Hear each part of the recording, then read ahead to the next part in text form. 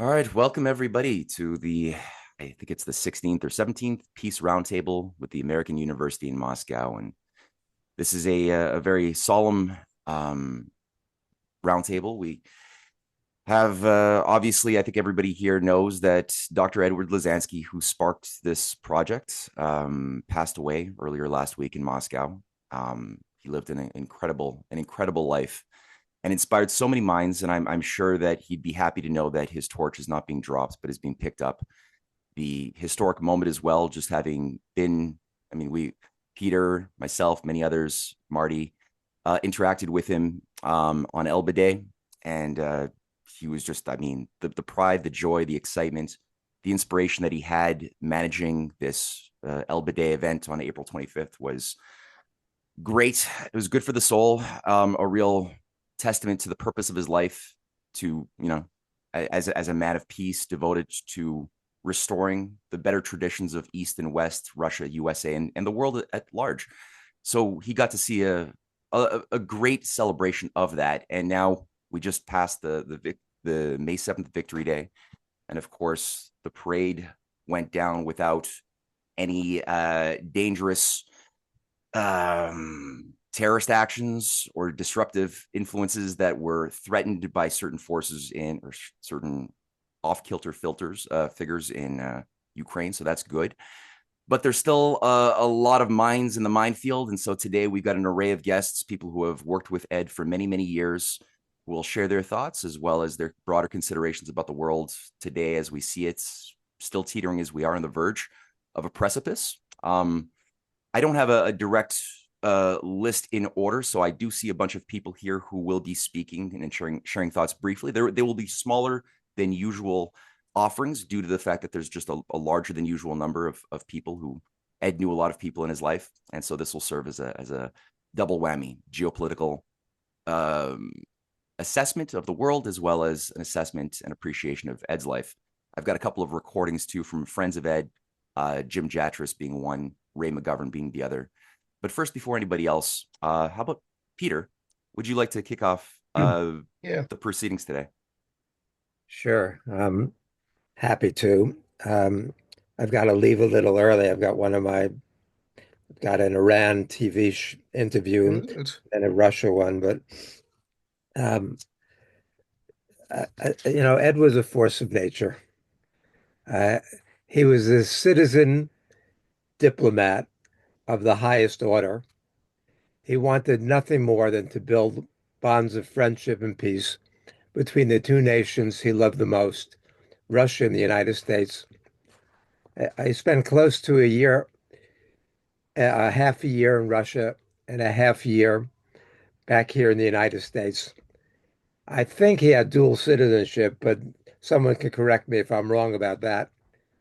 Uh, he was indefatigable in his efforts.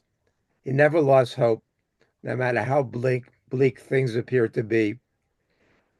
We've worked closely together over the past decade, despite the fact that our politics couldn't have been more different.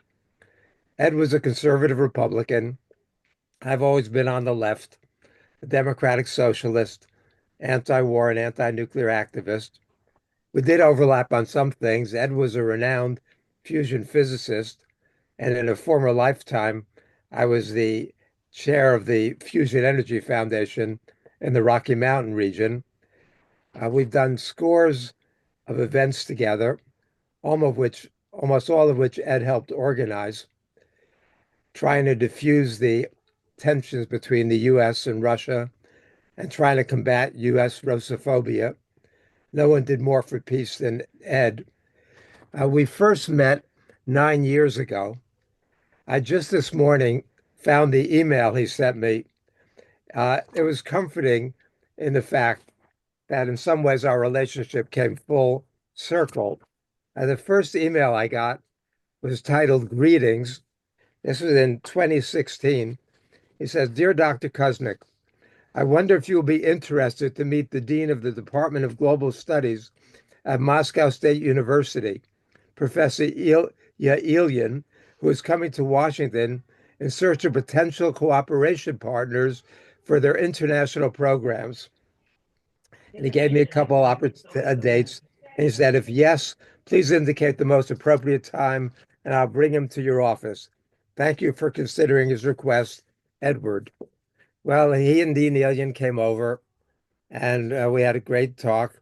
Then they invited me back to Ed and Tatiana's for lunch that day. Uh, and that was beginning of a friendship with Ed that has lasted very intensely over the past decade, as well as with Dean Ilyin. I was in Moscow a couple weeks ago to chair the documentary jury at the Moscow International Film Festival. Ed arrived a couple of days after me. He and Tatiana had just spent a couple of days in the United Arab Emirates to relax and to ease the difficulty of the traveling. And he was eager to join me at the film festival. So I was able to get him and Tatiana VIP passes to all the films, all the events, all the parties, the red carpet affairs that were going on. Uh, and I should have maybe realized the fact that they were too exhausted to show up for any of the events that they were so looking forward to, in some ways reflected what I guess that Ed was already exhausted. And I didn't quite put that together at the time. Uh, then that Thursday, the Thursday before Ed passed, I was invited to speak at Moscow State University. So Ed helped arrange it. He came with me. Dean Ilyin made the uh, introduced us, and then I gave the talk. Ed sat up there in the front with me, and I was talking about the world situation and U.S. and Russian relations and the broader crises the world is facing. And in there, I started, and Ed was agreeing with everything until I got to the part where I was talking about Donald Trump. Then out of the corner of my eye, I saw Ed shaking his head very vigorously, disagreeing with me about Donald Trump. But the fact that we disagreed about these things so intensely never got in the way of our friendship, never got in the way of our collaboration, never got in the way of Ed's appreciation of what I did. In fact, he liked it because it showed that people on the right and people on the left could actually work together on these things, even if we disagreed about other things. Because when it came, Ed understood that the most important thing was peace. And without that, nothing else was meaningful. And so Ed and I collaborated despite all of our disagreements. He came up afterwards and said how much he loved my talk and didn't even mention the disagreements that we had. Well, that evening, I was told that I was supposed to give a speech at the film festival. And I asked, well, what am I supposed to talk about? They said, talk about the documentary that won. We chose a Chinese documentary. And Ed was supposed to be there, but he never made it there. And so I was there on Russian national television. It's like the Academy Awards, the way they do it there on the with the big presentations. And I started, and I impromptu said I had this prepared talk about the documentary that won, but I first said how important it was, how special it was for me to be at the film festival, to be invited, given the great tensions between our two countries. And I said I was only one of two Americans who was at the film festival this year. The other was an actor named John Robinson, who's a really good guy, now lives in Paris. He got tired of Hollywood. Uh, and then I said that I'd spoken to Moscow State University that day. And afterwards, I was told by the dean that I was the first American to have spoken there in more than 3 years, which didn't make me happy. It made me sad, and I said that to the audience there. And I said it reminded me of President Kennedy's commencement address at American University when he said it's made him sad to think about how deep was the gulf between our two nations. And I said we have to heal that gulf. And we have to do so in order to begin building those bonds of friendship again. We need to end, and I call it the invasion of Ukraine. Uh, and I got tremendous applause from the audience. It was very, very gratifying. And that was on national TV. Then the next day, I joined Ed and Tatiana at the park across the street from their apartment. They've got the plaques to the American and the Russian troops meeting at the Elbe River and Lincoln. And, and again, Ed organized it. There were dozens and dozens of people there. And it was a cold, rainy morning and then a cold, windy afternoon. And so I came and Ed introduced me and I gave my talk. And Ed stayed there throughout the morning, throughout the afternoon, into the evening. And I was told he got sick that day. And, and then passed a couple days later. Uh, and it was so typical of Ed that despite the terrible weather, despite the fact that he was probably already exhausted, he was so passionate in his desire to bring peace and reconciliation and friendship between our countries that he stayed out there. I had to leave, but he remained all day, and it was too much for him. Uh, but at Moscow State the day before, I was supposed to go on Peter Lavelle's crosstalk show on RT with Hall Gardner. And I told Ed that I was going to have to leave Moscow State early. And he said, Peter, you can't do that. We're having lunch with Dean Ilyin and lead, the other leaders of Moscow State, and it's very important to them. And so you have to stay. He got on the phone with Peter Lavelle, and he canceled my hearing on the show because he wanted me to stay with him and Dean Ilyin at Moscow State, because he sees that, because Ed always understood the importance of universities.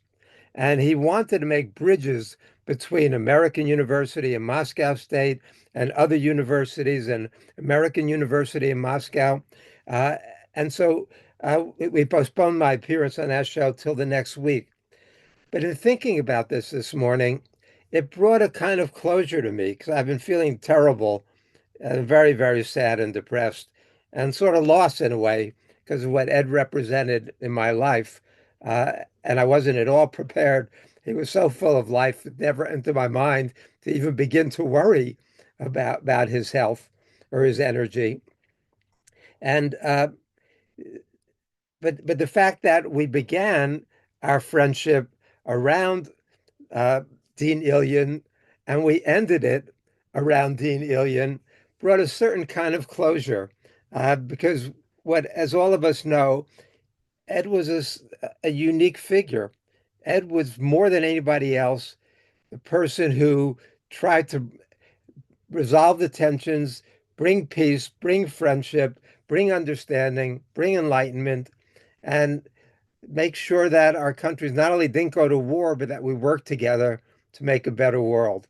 And so, Ed to me represents that as much as, if not more than anybody else. So it's sad, but I loved him and miss him and honor him and respect him and want to try to do everything I can to carry on what his life was dedicated to and what our friendship was revolved around. Thanks. Thank you, Peter. That was beautiful. I'm gonna shift gears to Jim Jatras, who couldn't be with us today live, but he did record a 3-minute memorial. So I'm just gonna play that right now. Hopefully the sound shares. So Jim Jatras had been working with Ed for many, many years. And yeah, he really, really wanted to be here today, but I'm just going to play this right now. I appreciate the opportunity to say a few words about my friend Ed Lozansky, somebody I've known since the early 1980s. This is back in the days when everybody thought the Cold War with the Soviet Union and communism would go on forever. And, Ed and I were two of those unusual people in those days who were against the Soviet government and against communism, but were not in any sense anti-Russia. I mean, in fact, when we look back on those days, so many of the people who pretended to be anti-communist or anti-Soviet were really just anti-Russia, and communism really had nothing much to do with it. And Ed was always the genuine article. I mean, there was nothing contrived about him. You know, an Israelite indeed, in whom there is no guile. He was always a straightforward person, and he was remarkable how he combined two remarkable qualities. One was obviously courage, and the other one was optimism. His courage, you know, this is a guy who had no hesitation, first as in a dissident movement inside the Soviet Union, and later on in the West, trying to get his wife Tatiana out of the Soviet Union, to stand up to what he thought was oppressive behavior by the Soviet government, and he was not afraid of anything. But then when the shoe was on the other foot here in the United States, when things turned against his expectations and hopes, the governments of the West, particularly the American government, became very, very hostile to Russia. Well, he wasn't afraid of them either, and he was you know, had the same courage, the same pluck, the same stand up for what is right attitude that he had displayed earlier on. And the other one, of course, was his optimism. Ed always believed that the United States and Russia could be friends, the spirit of the Elbe. And, you know, he and I collaborated on many, many writings over the years, trying to float the idea that the United States and Russia could always be friends. And frankly, from my point of view, you know, that hope has faded. I hope we can have at least correct relations, not hostile relations. I'm not sure we could ever truly be friends. I hope I'm wrong about that. But Ed always believed he could do that. And it's remarkable, especially with his World Russian Forum that he held for so many years at the U.S. Senate, the kind of people he would bring into that gathering that would share that vision, or at least pretend to, in some cases, when I think of somebody like John McCain there, for crying out loud. But nonetheless, he was able to make that case to people that they needed to get on that bandwagon while that lasted, that brief shining moment when it looked like something like that could actually happen. But he never lost hope, and his loss is just a tremendous one for all people of goodwill in the world, in Russia and America and everywhere else. He's very tragic. He's going to be missed. He is irreplaceable. And it's just a very sad day for all of us. But, you know, I hope all of us can retain not only his memory, but his spirit of fight, and even of that degree of optimism. Because, you know, even though things may seem very dark at sometimes, there's always hope, and unexpected things happen. And let's just all remember him fondly and try to be inspired by his example. All right. First of all, I'm struck, obviously, not just agreeing with everything Peter and Jim just said, but they actually, they spoke for me, and I'm sure they spoke for many other people too. But while my remarks are slightly different, not contradictory in any ways, I'm struck by the depth in my soul to which Peter and Jim nailed the inner essence and greatness of Ed. And I think all of us here, most of us here, certainly those of us who knew him over many years, will have felt that too. The optimism was so central to him. The courage was so central to him. In Imperial Washington, a city where everybody wears masks and everybody blows with the prevailing wind, he never, and I see Hall's, the look of recognition on your face, Hall, clearly you saw this with him too. From opposing communism so fearlessly to opposing our own manic, mad, deep state now so fearlessly, it was all one with him. He was always, that was exactly always what he was. And Peter too, when he talked about feeling bereft, depressed, afloat, what shall I do now? That was exactly the way it struck me as well. I'd known Ed for nearly 40 years. and not quite as long as Jim, I think, but I think we first met. He was already an eminent columnist at the Washington Times, and I'd just been brought in to cover the Soviet Union and the crises that were going on there. And I was working for another genius who also deeply appreciated Ed, another extraordinary man, the late Count Arno de Borgraaf, who was editor-in-chief of the Washington Times then, and who brought in a most extraordinary and eclectic group of talented people from his own, already at that point, 40 years in eminent journalism. And Arno had another 30 years to go. So I'm sitting at my desk, and I've been doing several articles already, small ones in the paper.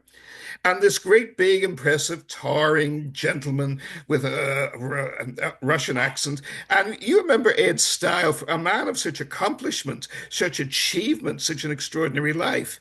He was extraordinarily humble, even shy initially. I mean, he was unbelievably courageous, but his style was very tentative when he met you. He made everybody feel they were doing him a favor by giving him courtesy. And in Washington, one thing that fascinated me over the years from the very beginning was the number of people who hated Ed, who warned me against him. And what was all their arguments? That he was corrupt, that he was probably working for the Soviets, or we didn't know where his money was coming. Exactly. You're ahead of me, Matt, because this is classic Freudian projection. It was wonderful hypocrisy. We call it now gaslighting, a term that I find my kids use all the time, especially towards me. And it was the pot calling the kettle black, because Ed, of course, was none of those things. But everyone who hated him and who backstabbed him, or who would warn you for your own good, don't be seen publicly with that guy, don't support that guy.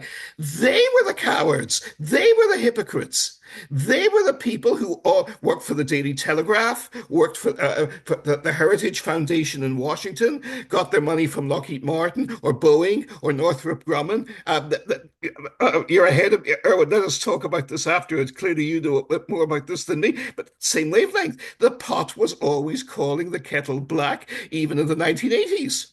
And I never took them seriously or listened to them, but I should have taken them seriously because they were significant. Not in, they couldn't stop Ed, but I was looking at a very important phenomenon and I didn't recognize it. And that was the hatred and jealousy of evil for virtue, because these forces really live in the world. These forces really live in the world. And this was fascinating to me. Now, like Peter, I was so depressed when Ed died, and a thought came to me immediately. That really struck me. Love the music of George Gershwin. George Gershwin died very young. The day after he died, John Dos Passos wrote in his diary, a very great and very underestimated American writer, who, interestingly enough, one of his great admirers, he's very much out of fashion today, but another very unfashionable writer, Alexander Solzhenitsyn, of all people, deeply revered Dos Passos and modeled a lot of the techniques he used in the Red Wheel trilogy on what Dos Passos had done 50 years before in the 1930s. And Dos Passos wrote, on hearing of the death of George Gershwin, I read in today's newspaper that George Gershwin has just died at the age of 37. But I don't have to believe it if I don't want to. And I think that's the essence of Ed too, that he was so, when I learned from Matt that Ed had died, obviously it was factual, but I could not believe it. Like Peter, like Jim, I could not process it because he was always so full of life. I last saw him in person, and again, we're back to the UAE again, Peter. A familiar trope again, which perhaps other people will bring up, because he and I were both delegates at the Eurasian Economic Forum in December at Ras Al Khaimah in the United Arab Emirates, and it's a long trip out there. And although Emirati Airlines always do you proud, I was pretty much of a wreck when I got there. And I was operating, as they say in Star Trek, on impulse power only when I was there. And Ed was 10 years older than I am.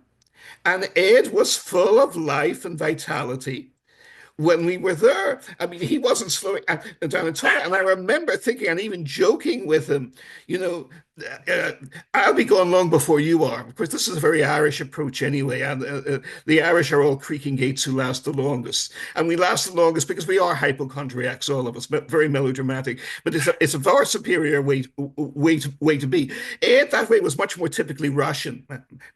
My wife, similarly, they're courageous, they're solid, they go on forever, they'll serve everybody else, but they won't look after themselves. They won't look after themselves. Whereas with the Irish, everything revolves around our aches and pains. And that was true even then. But Ed was more like 44 than 84. I was also privileged to know for many years, and I covered him whenever he came to Washington, the late mayor of Jerusalem, Teddy Kollek, a great figure like Ed to bring peace and reconciliation between peoples who had been set at odds with each other for generations. And Kollek was that kind of man too. And he shared a great deal with Ed, the limitless energy. On one occasion, he comes to town at 93 and Kollek is depressed. Why is he depressed? Because he'd only worked a 16-hour day and then he felt tired. He's 93 years old and he's worried he might be slowing down a bit and it's depressing him. He's not used to this, right? Now that's Ed. That's Ed all over. That's Ed to a T. But also another key point that Peter emphasized, and Jim did too, but you nailed it, Peter, is there were so many different aspects to Ed and his genius. And he was a polymath. And like so many polymaths, above all, he was an educator. He founded Moscow State University. He was a significant figure at American University. You were his soulmate, Peter. So many of his, he had so many, but his soulmates especially were great educators from around the world. He introduced me to a colleague of mine at Pluralia, which is based in Verona, Italy. I had never met before, Professor Francesco Sidoti. And of course, it turned out they were lifelong friends, going back at least 40 years together, if not more. And that's, of course, the kind of man he was. You knew him for a day, you knew him for 40 years. It was all the same. You were in an enchanted network, and a network of the good guys and the good gals.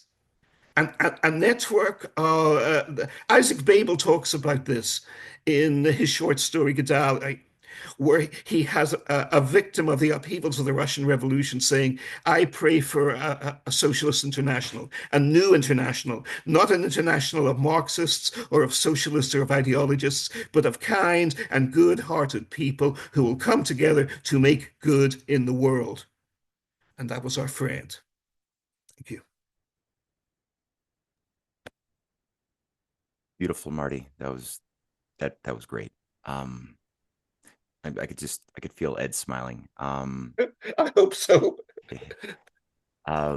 Hall, Professor Hall Gardner, are you still there? Yes. Well, boy, after that, Marty's eulogy was amazing. So was his article about Ed. Thank you. I have to pick up something on what Peter said, and that was Ed's ability to both listen to the left and the right.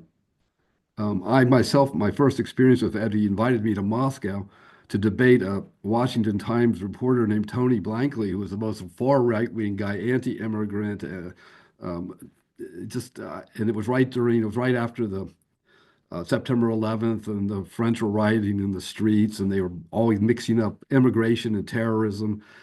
And I didn't know what I was being there, but I guess Ed had invited me to provide an alternative perspective to this right-wing nationalism. And he said the same thing recently when he published one of my articles. He says he'd been accused of publishing too many pro-Trump articles. He had to publish someone who was at least on more or less on the Democratic side, though I'm critical of both parties.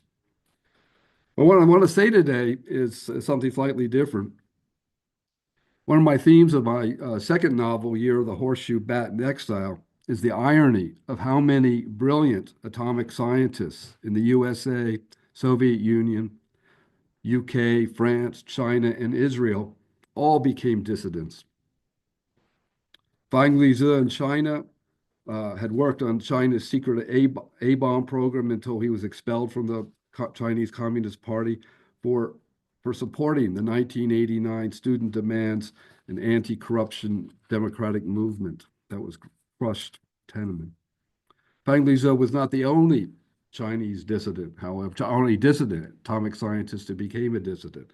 Of course, we can mention Robert Oppenheimer in the United States, Frederick Joliot-Curie in France, Mordecai Vanunu in Israel, Andrei Sakharov, who Ed knew in the Soviet Union. Ed was among those great dissidents. As Marty pointed out in his eulogy, he was one of the great dissidents. He had been a Soviet nuclear physicist and lost all of his research and teaching positions because of his outspoken criticism of both Soviet and Soviet foreign and domestic policy. And then he was forced, of course, to leave to the United States.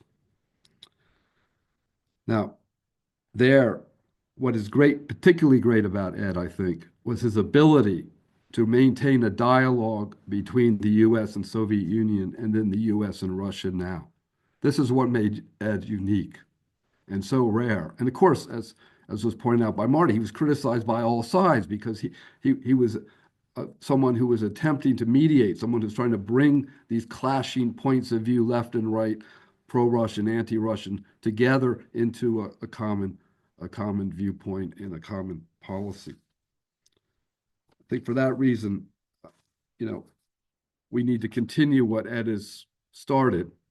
And I just find it of the highest irony that he passed away right at the verge of the possibility of a U.S.-Russian reconciliation, U.S.-European-Russian reconciliation. Let us hope we can continue in that path and move forward with Ed's vision. Thank you. Amen. Robert's a writer and a friend of Ed Zapisochny. Yes, very good. Usually it takes people quite a few years to do that. Good for you. I had to psych myself up a little bit. Thanks.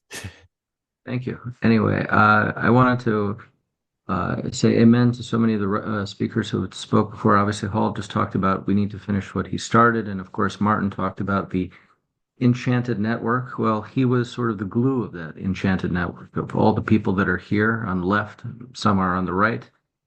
But we all basically are disgusted with the people in charge because they brought the world much closer to nuclear war than we ever thought possible. And I hope that we can continue. And I know if Ed were here, he would talk about how we could maybe even meet individually and to try to see where we can work together on various projects. I hope that's possible. After he died, I actually bought back the book for Tatiana. And since Jim Jatras talked about his optimism and his courage, I thought I'd read just very briefly and try not to go too far over, but what he wrote at the time that talked about his optimism. So obviously in the 1958, even though he did very well on his exams, he was rejected, partly because he suffered a great deal of anti-Semitism in the Soviet Union. And he said, so when he was rejected and he really hurt, he said, and I quote, "For weeks I spoke to no one. I would get up early in the morning, leave the house, wander the streets of Kiev, seeking out distant roads and nooks where I was sure I would run into no one I knew. I even refused to speak to my family. Several times I descended the sandy banks of the Dnieper, walked endlessly through the woods and surrounded the city. It was autumn, and the foliage of the chestnut and maple trees was bursting with beauty, but it had no effect on me. I was alone, miserable, and depressed. But those whom life wounds, she also restores. Since that time, I have always hated pessimists, those who blame all their problems on others or on the world they live in. Lying, cowardice, spite, and stupidity are anathema to me. When I am down, I am at my best. I attribute that quality in large measure to the long hours I spent during the autumn of 1958 in the Kiev woods, alone with my shame and anger before I finally came to my senses. I touched bottom. The whole world was allied against me. My only recourse was to recognize the facts and face up to them. It was my only chance for survival. That was him in a nutshell. In 1958, he could have said that just a few days ago when I last spoke to him. I first met him when I was a kid because my parents were very close friends with the younger sister, and obviously his parents also lived in Rochester, New York, which is where I was born. My parents were also from the Soviet Union and came almost around the same time Ed did. It wasn't until 2009 I got involved with him because I'd obviously read For Tatiana and I was inspired, and I wanted to be involved in the peace movement to prevent these two countries from engaging in nuclear war. And obviously in 2009 there was the reset, and it was an inspirational time, if only briefly. And then things got worse. And so when I spoke to Ed's sister, I think, the only thing she wanted to talk about was how in shock she was, and just he was a force of nature. When he was born in Kiev, he was touched by war almost right away, and obviously his grandmother, his older sister, and his mother went to the Urals during the war, and his father fought in the war, and then of course they all survived, and then they had to live in this kommunalka, which was this for 6 people, because then his younger sister was born.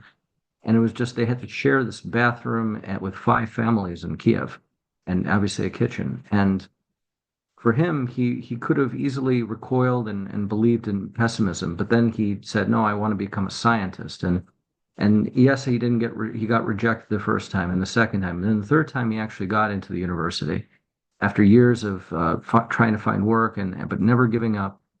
And then obviously, we all know the story about how he met Tatiana and how he fought for her.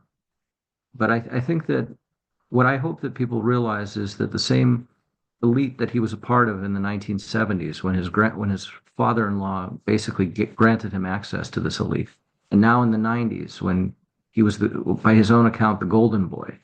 In both of these cases, he looked at this elite as corrupt, as materialistic, and he just couldn't be a part of these people. He just, for me, it was also just this final straw of, you just can't, you don't need a degree in nuclear physics to understand this basic point, that nuclear weapons are not a joke. They're not toys for rich idiots to play with. And yet that's what we're dealing with. And in conclusion, I want to just say that obviously, since Ed was Jewish, I want to point out that this is a very reflective time in the Jewish calendar. It's between Passover and Shavuot, when obviously the Torah was given. And it's a time when we are supposed to reflect between the time of the Passover, when people get physical freedom, to spiritual renewal. Like Rabbi Akiva's disciples who passed away in this time, our goal is hopefully to stick together, to whether we're left or right, doesn't matter. As one of the speakers said in the chat, it's up versus down.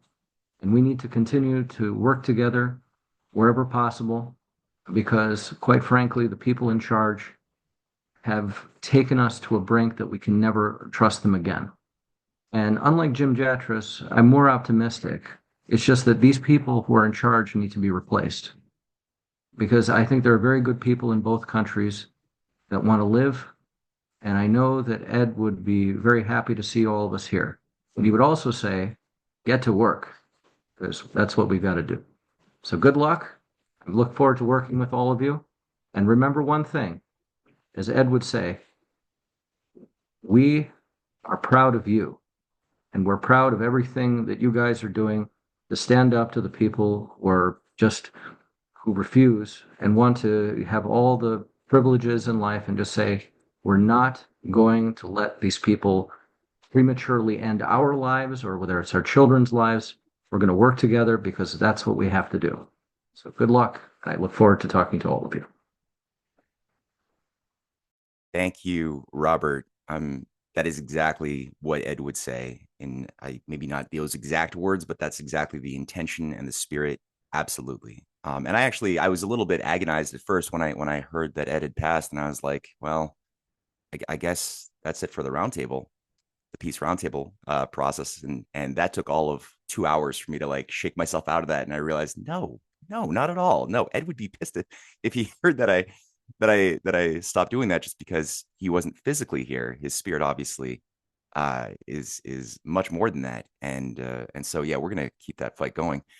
And the whole idea that Ed had committed to being himself a citizen who just rose beyond the limits of his circumstances. He had so many boundaries put on him throughout his life, but he always found a way to shift gears mentally, as you pointed out through that beautiful passage, to tap into a spirit of optimism that allowed him to tap into the creative powers that were needed to just completely change the circumstances, break through those boundary conditions, and create new potentials, both for himself and for Tatiana and his family, but then for humanity more largely. And he saw that everybody could do that if they just were able to get over their cynicism. So absolutely, and every time, his youthfulness was really unbounded, and he would just call me every couple of days with a new cartoon idea, a new idea for a video, a new film, a new script that he wanted to create. Like there was always something bubbling and bustling inside of him. And he would just throw darts, and sometimes they'd hit the mark, sometimes they wouldn't, but he would just have an endless supply of darts that he would just shoot. And it was inspiring. And like you said, I heard everybody sort of alluding to this in different ways. It made us feel, even me, he could be my father, maybe my grandfather if he started really young, but it made me feel like an old man. I'm just seeing this guy's generative powers. So yeah, let's listen to Ray McGovern, who also collaborated with Ed for a very long time. So we'll just do a little screen share here. Share sound.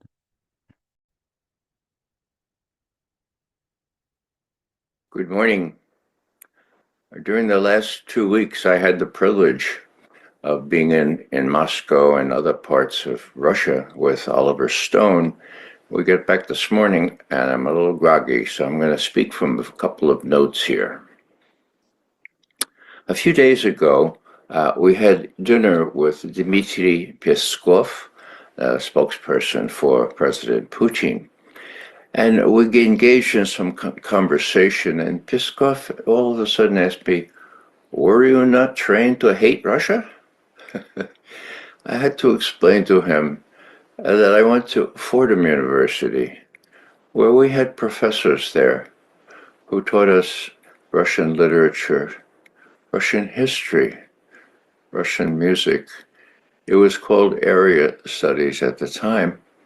And once you knew these things, it was impossible to hate Russia. As a matter of fact, it was impossible not to love the Russian history, language, and people. And so it was with Ed Lozansky, our good friend. It was not only hard, it was impossible not to love Ed.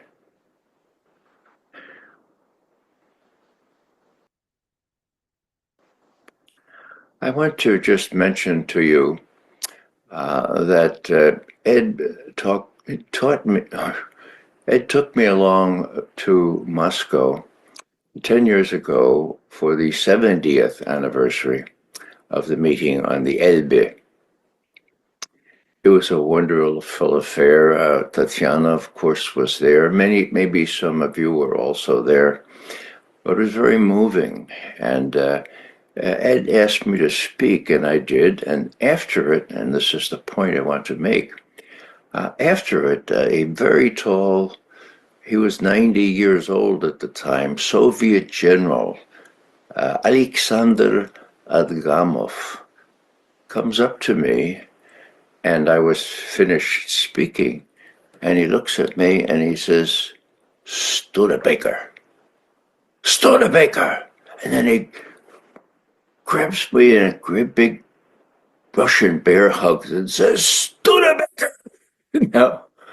Now to this audience, I don't have to explain how the Studebaker car and truck manufacturing complex was turned completely over to making trucks and jeeps and other weapons holders and troop holders for the war, and how they went through Iran and came into southern Russia and were very helpful to people like Lieutenant at that time, Adgamov, and in helping them win the Battle of Kursk and so forth. So I recited a poem there, and that was the reason why Adgamov came up to me. we did a lot of memorizing at Fordham, and this one poem stuck in my head. I used it again just 10 days ago, speaking to the Znania Youth Forum. Let me, in honor of Ed, say it one more time, because it's the other side of the meeting on the Elbe. The meeting on the Elbe was, you've seen all the representations of it, people who survived, people who didn't die, people who weren't terribly wounded. And so I thought we needed to remind this group of young people. It was a youth forum run by Znania, of the horrors of war. And so I'm going to repeat that now in honor of Ed, since he liked it so much, and since I get to use it again just this past, 10 days ago or so. Внимая ужасом войны. That's the title. Внимая ужасом войны при каждой новой жертве боя, мне жаль не друга, не жены, мне жаль не самого героя. Увы, утешишь жена и друга, лучший друг забудет, а где-то есть душа одна. Она до гроба помнить будет. Среди лицемерных наших дел и всякой пошлости и прозы одни я в мире подсмотрел. Святые, искренние слезы, то слезы бедных матерей. Им не забыть своих детей, погибших на кровавой Неве, как не понять плакучей иве своих поникнувших ветвей. It's Mother's Day, it just occurs to me. Maybe that's a special reason to talk about the uniquely sincere tears of mothers who lose sons and daughters on the field of battle, on the bloody battlefield, as poet Ruskoy Skorby Nekrasov put it. So let me just close now and talk about love. It's hard not to love Russia, its history, its literature, and its people, and most of all, its language. For me, most of all, its language. I used to teach it. But when you talk about love and you're thinking about Ed Lozansky, well, there's the quintessential lover. Okay. Thank you, Tatiana, for making with Ed the most wonderful love story ever. And what is unique about it, it is real. It continues to be real. And so let me just say to Tatiana and the rest of you, прощай и друга не забудь. We will not forget Ed, and sincere condolences to you, Tatiana, and the rest of your family. Thanks very much, Ray McGovern, signing off. To get a good sleep. Bye now.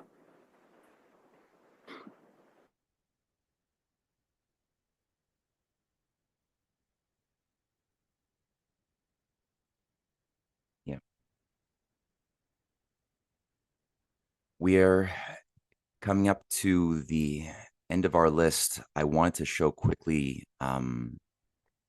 Ed had requested that Cynthia and I help him put together his memoirs a couple of years back, 2020, little after we first met him. And I want people to, if they don't know about this, I'll just do a little screen share. I'm going to show the cover right now of building U.S.-Russia bridges. It's short. He was able to get a very, very robust life that could have been expanded probably into many thousands of pages, down to 60. So it's really a large essay, and it's in the form of a book that's available on Amazon or as a PDF that people can download in the description box under this video once it's up online on YouTube and Rumble and elsewhere. It's an incredible story featuring the harrowing tale of his efforts to keep his family together, I mean, everything that people have alluded to, his friends have alluded to in the course of today's proceedings, are gone through in Ed's own words, just to get across how he became one of several key figures who worked as citizen through back channel diplomacy between the U.S. and the Soviets. How a lot of great plans were sabotaged, and how he was able to rebuild, regroup, and always create a new flank that was unexpected.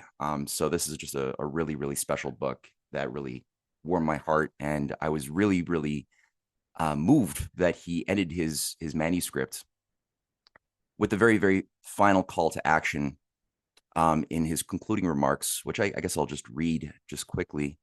That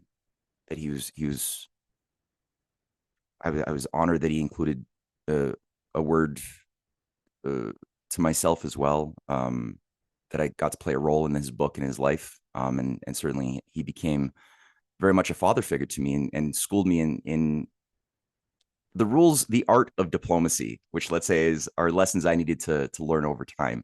I always had a little bit of a brash quality of attacking first before developing a sense of whether or not that was a fight worth having, or whether bridges could be built in potential allies. So that was I was reminded when he was helping me out of the remark by Friedrich Schiller, the great poet of freedom, who had said, one should always temper the poet's zeal with worldliness, speaking to the young, brash poets out there who want to just change the world, but sometimes lack the sensitivity to actually navigate with sagesse throughout the nuances of human dynamics.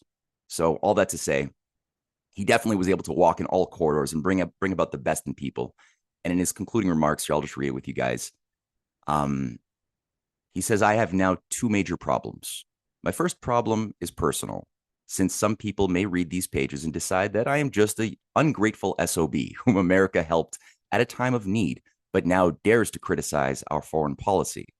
These people may accuse me of biting the feeding hand. My answer to them is that I love America and am deeply grateful to this country for my family and my freedom. And it is this love that causes me to worry so much about the well-being and security of the United States. The controversy only arises due to the fact that my vision of how America's well-being and security are best achieved differs substantially from that of the current U.S. foreign policy establishment. Although some may accuse me of holding a radical viewpoint here, I am of the firm belief that the interests of all nations are best ensured through cooperation and long-term projects designed to improve the lives of the next generation, rather than military confrontation, regime change, and geopolitical games of power. My colleague Matthew Ehret from Montreal has outlined a long list of points of common benefits in space, asteroid defense, Arctic, Far East, educational, cultural exchange, climate change, fission, fusion energy research, counterterrorism, COVID response coordination. I didn't really do much of that, and many other areas.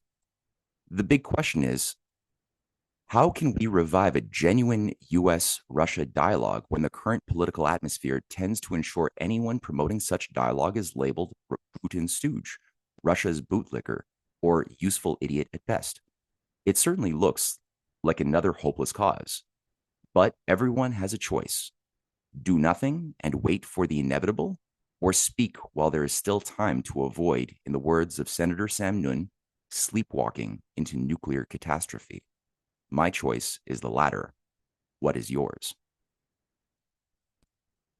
And I think that very poignant call to action is more pressing now than it was 5 years ago when he wrote those words. I think today we have reached the top of the hour. I don't know. I got everybody who had requested a bit of time to speak has spoken. I'll open it up if there's anybody additional who would like to chime in with a thought or a word very briefly before we listen to a musical offering by Ed. Richard has just requested a bit of space. So Richard, yeah, sure, shoot it. Well, I just wanted to say we're at this transitional moment where a whole new world order is being created under BRICS, which has so many of the qualities that we talk about here in an RTF about what we would want in the society. And then over here we have the last thrashings of the imperial virus, let's say started in Venice, and it's finally found its final home, and it's rapidly going down. And Russia and China, their arms are open at any time. So I think looking at this like from, say, 50 years in the future, it's clear that it has to come out that the West is eventually going to have to say, gee, do we want to survive or not, and invite Chinese investment and all kinds of stuff. So anyway, that's how I see it. Thank you. Agreed. Yes, absolutely.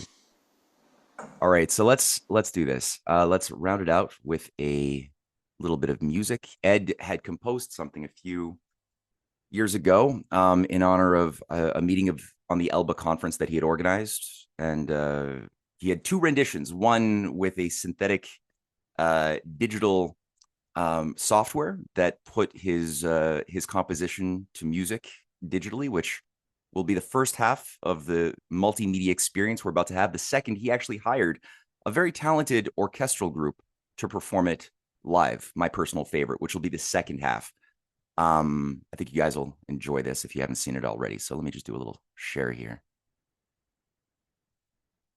This is a Waltz for Peace.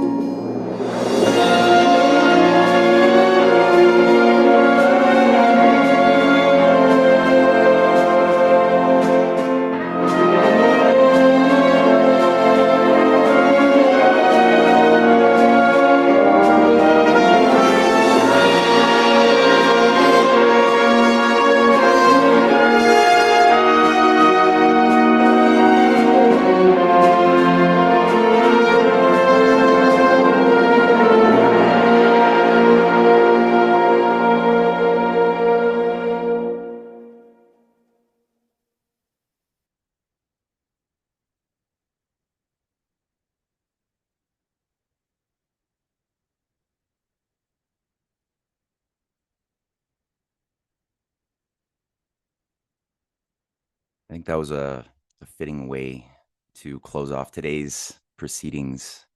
And for anybody who wants to share, oh, it's still playing. Hold on a second. I'm hearing music in my ear. I just gotta end that. Okay, sorry. For anybody who wants to share that video or listen to it again, check the description box under this video for that, for the PDF of Ed's memoirs and a variety of other links, including Marty Sieff's wonderful eulogy as well, written in pluralia. And there's going to be a lot of other material I'll throw in there too for those who want to really pick up the torch with all of us. And we will be continuing these sessions in 2 weeks' time. I'm sure the world will certainly give us a lot to talk about. Thank you, everybody, for joining us. Thank you for all the speakers for sharing. And we'll see you all in 2 weeks' time, same place, same time. Take care.